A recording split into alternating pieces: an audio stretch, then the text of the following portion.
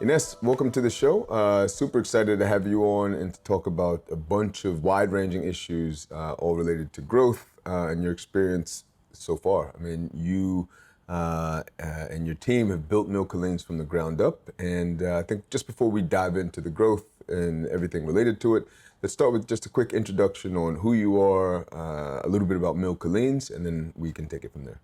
Thank you, Marquis. It's great to be in the show, and I am really excited to talk about our experience. Just as a brief introduction, I am the co-founder of the fashion boutique brand called Mille Collines. Okay. It's an African-based brand. We started the journey over 10 years ago, and it's been quite an interesting, bumpy, exciting road for us, from like creating our own production in-house and being vertically integrated, to jumping into our own retail in Africa and the continent, to doing wholesale both in Africa and internationally, and then finally to start our journey in e-commerce. Awesome, awesome. So tell me a little bit about your transition from, brick and mortar retail into the world of online e-commerce growth marketing. So we've had a website for a while now, probably around 5 years.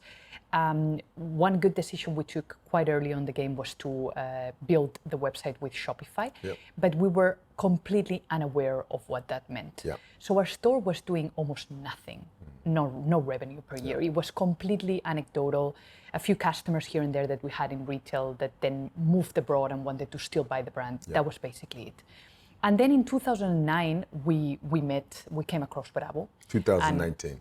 Yes. 2000, and then in 2019, we came across, we obviously crossed paths with you, Marquis, and Bravo. And I recall vividly a conversation where you told us, what are you guys doing? I mean, I remember vividly how you were so clear about why are you guys not playing a more serious game? Yes. Why have you guys not tried any performance ads? Yes. Why have you not stepped up your game on your website? Because you obviously were quite familiar with the brand prior to that recommendation, and you knew what type of potential the product had and how it looked actually, and you had seen firsthand. So you couldn't believe why we were not stepping onto this. So basically, that was the beginning of our journey with Bravo. And so you brought up something that's really interesting that I want to just circle back to quickly. So because you were thinking about getting into digital after our conversation, but you still had, from what I recall, the retail business was doing quite well. So tell me a little bit about the transition from we've got a strong retail brick and mortar spaces to let's play a little bit in online, because I think a lot of people who are listening are probably in the same boat. I mean, maybe less so now, but certainly there are folks out there who have physical locations that are doing okay, if not well, and they may have heard someone saying, well, go digital, let's do some growth work for you. How did you all make the transition? That's a very good question, because one of the things I do recall vividly also was the skepticism we had. Like for us, online sort of felt like this promised land that everybody talks about.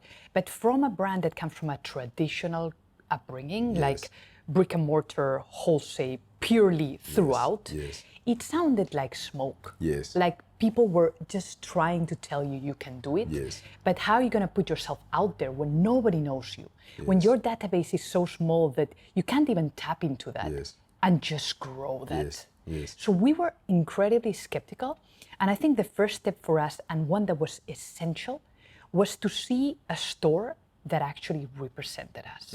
So I think the most important, we come from a design background. So the most important part for us was, tell me about the performance or the growth or the advertisement later, but let's first see the brand closer to what we feel is at heart online. So that was pretty much the first step we worked in with Bravo. It was like, okay, let's do a proper store, right?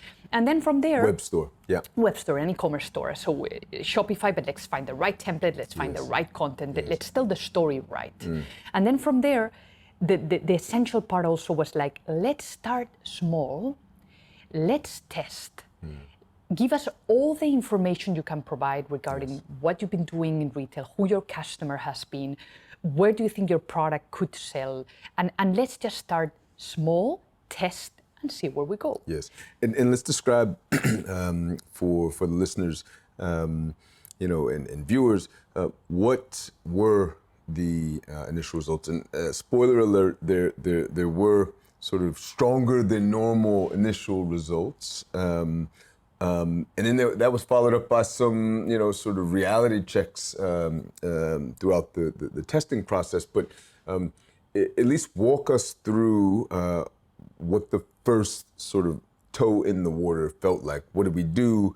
What was your reaction to the response that we got? And then what ultimately led us to where we've been with the brand thus far? I think, like I was saying previously, one of the most important parts of it was getting the content right. So like being authentic about the way you sell the brand was the first recommendation Bravo gave us. And I think it was the right one. Yes. So first you get your content right. You have a product that in our case had been tested. So one very interesting approach to how we started testing was that you asked us to choose a collection of no more than 5 products that were our, sort of historic best-selling items. And that obviously we knew we could fulfill, the quality had been tested and so on. So we started with those 5 products, which all had what we feel was very strong content at the time. And interesting enough, it was all single images. So there was no video involved at that point. And so the testing began with like audiences, and types of content.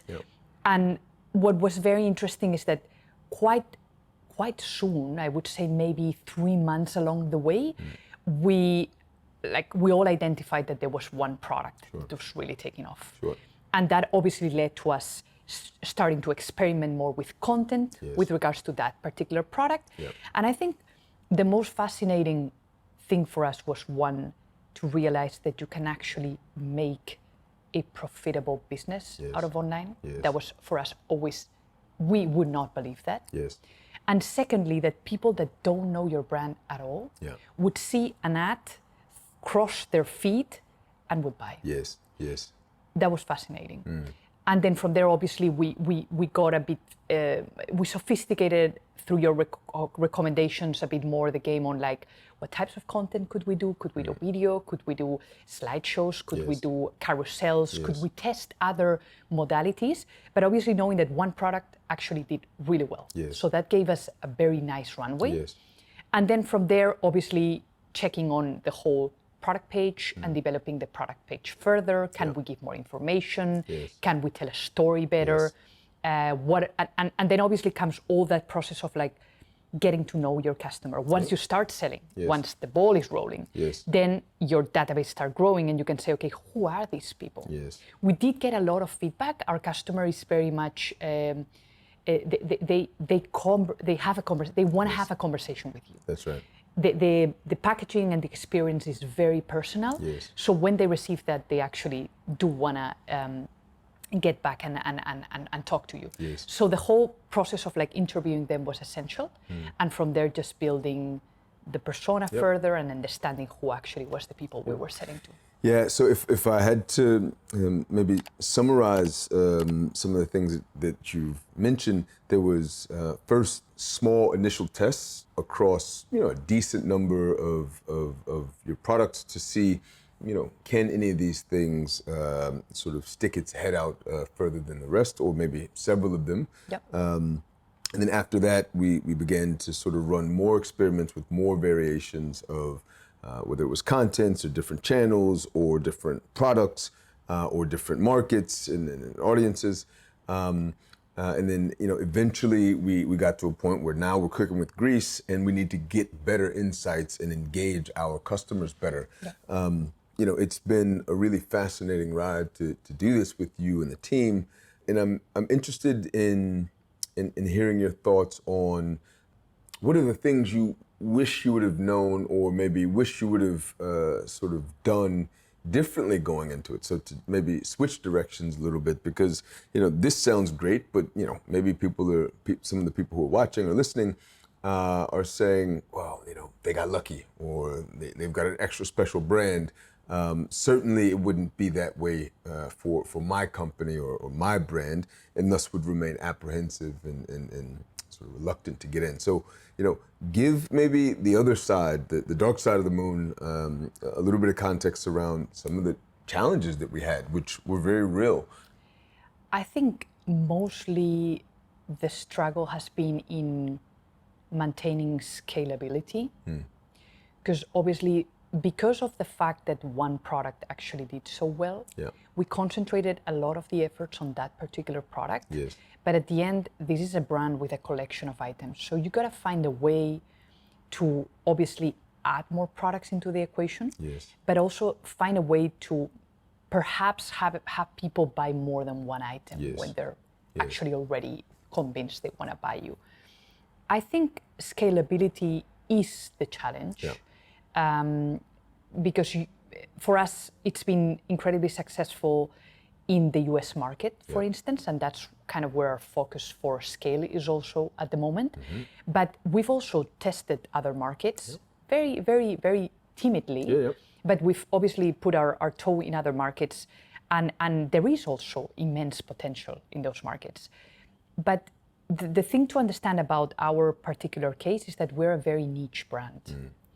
And that is good and bad at the same time.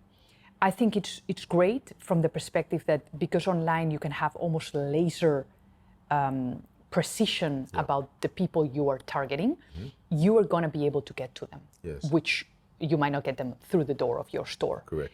But on the flip side, there is only a certain amount of people you can target or would love your brand. So it's about nurturing that community and not thinking that you're always going to get a new customer through the door, but just creating that sense of community around your brand so that it becomes the place where they want to be.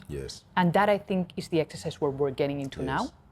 And it is incredibly important to do that exercise of connecting with the community and learning and hearing from what they want and what they need from your brand. It's very interesting to hear you say that, because I think many growth marketers sort of subscribe to this idea that step one is product and brand. So make sure you've got a good product and make sure you've got a strong brand. Step two is build community around that. And then step three is when you really step into sort of a marketing-driven approach to growth. So big budgets, advertisement, billboard, like very strong. So you're at community, the community stage now. And I think, though, that it's worth sort of circling back to some of the operational things that got you there. So obviously, you guys had your team has created an exceptional product, and we've together managed to find a larger market than would naturally step through the door. But there's also like a really important operational aspect to this, right? Like, how does product line up, so that we've got enough going out of the door to actually show people, right? So that things don't get stale, campaigns don't get stale. Your community has said to you that, hey, we want more, we want this, we want that, which you found out through some of the customer development work we did. So tell me a bit more about like the underbelly of this sort of growth program that we've put together with you and team. I mean, we were like I said, a traditional brick and mortar company. And so what is that? So for the people who don't know what that includes, what does that mean? It means that our brand was basically specialized in, obviously, orders for wholesale overseas on season. It was specialized on fulfilling reorders for a physical store. Probably a lot of sales reps for the physical store. We weren't necessarily doing specific content, like no videos whatsoever. We weren't doing shoots all the time.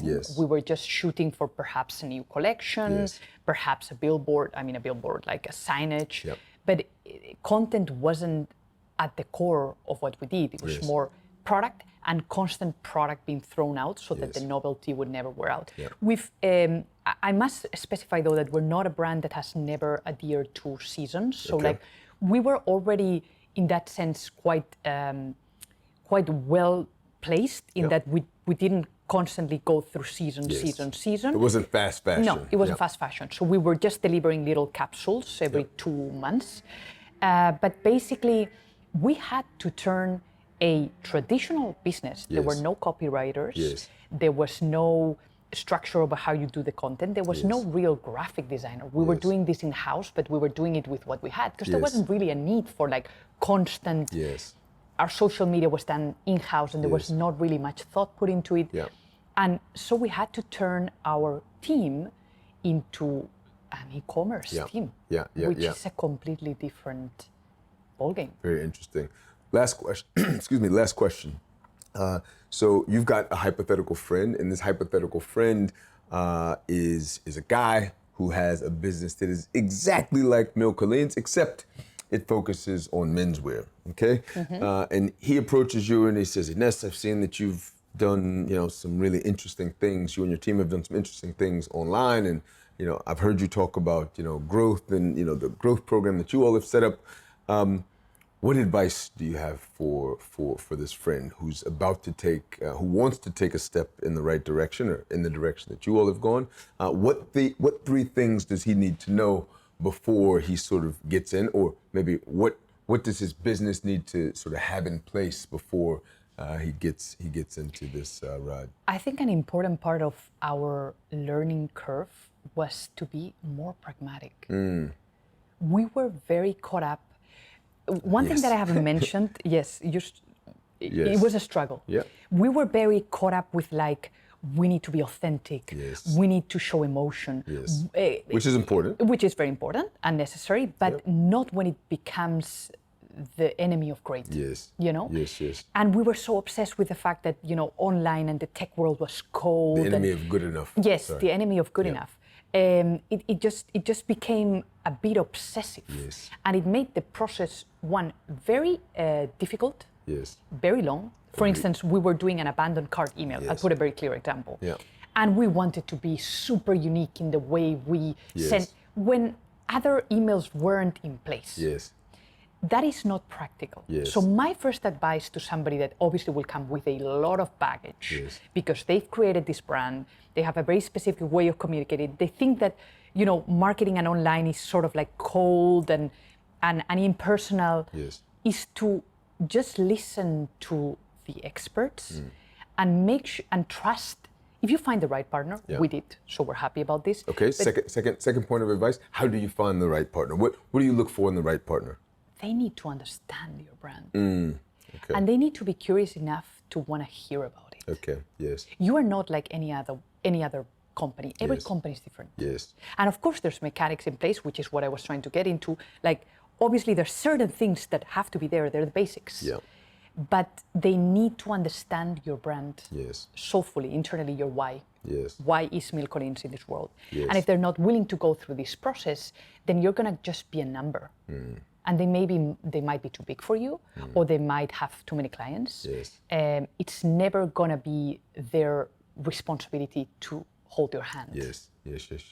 Okay, awesome. So I would say be pragmatic. And trust. If you find the right partner, trust. If they tell you that is not essential, don't lose time. Move forward, because this is a quick business also. And put the effort where you think it's really going to make a difference. Like content, for instance, like in certain pages, like product page or our story page.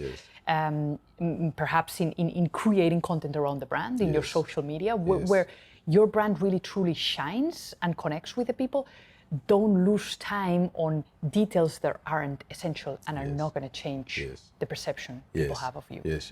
And it's not to say that say the color of a button isn't important, but it is to say that you've got to be sure not to miss the forest for the trees, given wherever you might be in that particular moment. Ines, thanks so much for your insights. I think for our listeners, especially the ones who are on the fence or maybe just getting started in setting up their growth program or in selecting their growth partner, I think you've offered a lot of insights on the journey of Mille Collines and what it's been like for you. Is there anything else you'd like to end with to maybe speak to some folks out there who were where you are in 2019 who may be there now? Jump. Jump. Nice, nice. Ines, thanks so much. Thank you very much, Marquis.